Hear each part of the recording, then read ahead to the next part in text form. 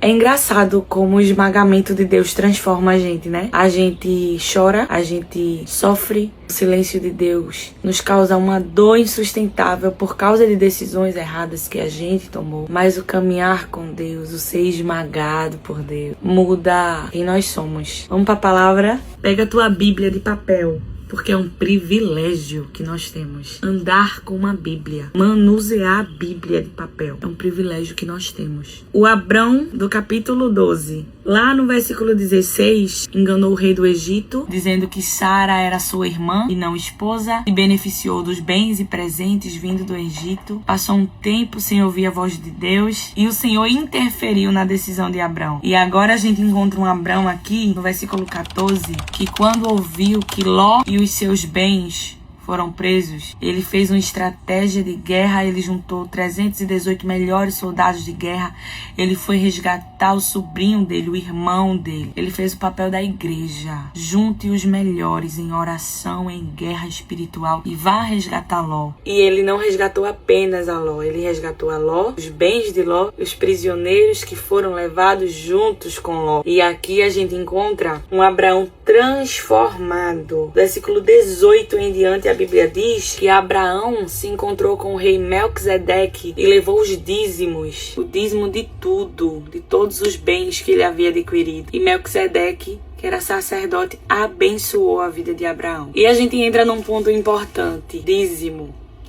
Devolver para o Senhor tudo que Ele tem nos dado. 10% de tudo que Ele tem nos dado. Às vezes a gente tá num egoísmo tão grande, a nossa identidade tá tão deturpada a ponto da gente ter egoísmo de devolver para Deus 10%. 10% de tudo que Ele tem nos feito, ofertado em nós, investido em... Isso aqui não é apenas sobre dinheiro, sobre valor, sobre matéria. Isso aqui é sobre tempo, adoração, prioridade. O Senhor nos dá 24 horas. A gente não quer tirar 10% das 24 horas para ofertar a Ele. O Senhor nos dá um salário. Pensa, quanto é um salário mínimo? R$1.400. Ele diz assim, 10% para manutenção da minha casa. E não é porque Ele precisa do nosso ouro e da nossa prata, não. Ele é o dono do ouro e da prata. Mas como é que tá o nosso coração acerca da gratidão? Ah, Glória, mas eu vou entrar num assunto delicado agora. Ah, Glória, mas eu vou dar dinheiro a pastor? Eu vou encher bolso de pastor? Como é que tá teu coração? Sabia que quando o dinheiro sai da tua mão, os 10% saem da tua mão, o Senhor sonda o teu coração. Saiu da tua mão, foi para a igreja,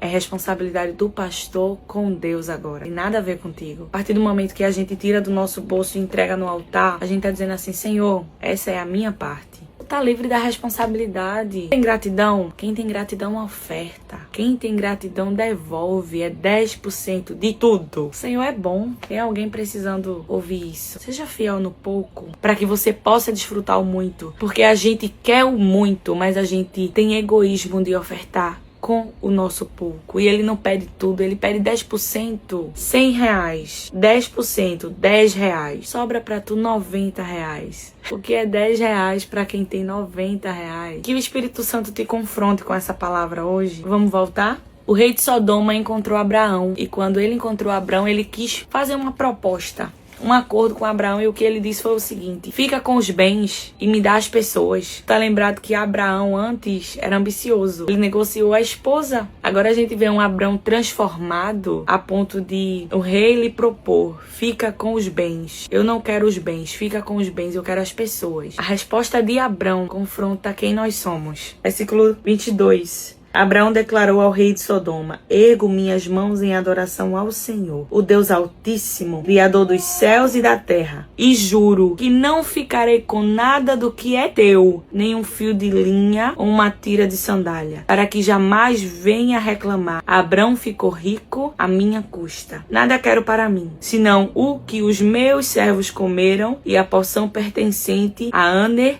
Escol e Manré, os quais me acompanharam, que eles recebam seu devido quinhão. Aqui a gente tá vendo alguém que aprendeu a não negociar com o inimigo. E é isso que a prensa faz com a gente. Bendito o dia que o Senhor nos escolheu para nos esmagar. Bendito o dia que o Senhor nos colocou para uma experiência de deserto. Bendito o dia que o Senhor nos colocou sobre as rodas que moem a azeitona. Porque apesar da dor, escorre de nós um azeite puro para que a gente volte à essência de um verdadeiro cristão, de um verdadeiro adorador, de alguém que não negocia, de alguém que não deixa os olhos brilharem pelos bens materiais do inimigo, pelas ofertas do inimigo. Bendito seja o silêncio de Deus que faz com que a nossa memória recobre para que a gente entenda que está caminhando no lugar errado. Bendito seja a misericórdia de Deus que feriu Faraó e expulsou Abrão do Egito, senão ele estava lá até hoje ganhando presente. Bendito seja as portas fechadas. Bendita seja a estratégia de Deus para nos trazer de volta e nos transformar. A prensa nos ensina a não negociar com o inimigo. Pare de reclamar da prensa. Levante os seus olhos para o céu e diga assim: Senhor, eu te agradeço por ser selecionada para passar pelo moinho. Eu te agradeço por fazer parte da seleção dos transformados, dos esmagados, dos alcançados pela graça.